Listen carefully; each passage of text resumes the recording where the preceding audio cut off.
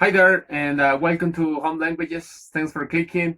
On today's lesson, we are going to study the parts of the body. Yes, we're going to study some basic vocabulary related to the body. Yes, the first part is head, head, shoulder, shoulders, neck, neck, chest, chest, face, face, nose, nose, ear, ear, eyes, eyes, eyebrows, eyebrows, eyelids, eyelids, mouth, mouth, stomach, stomach, arm, arm,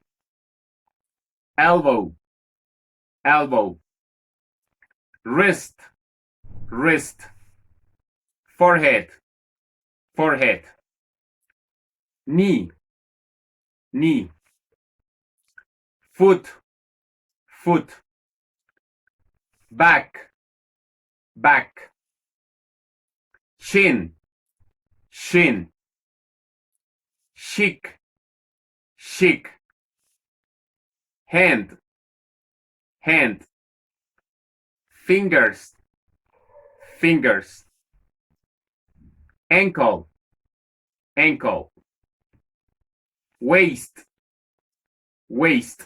Okay, that's all we have time for. Thanks for watching.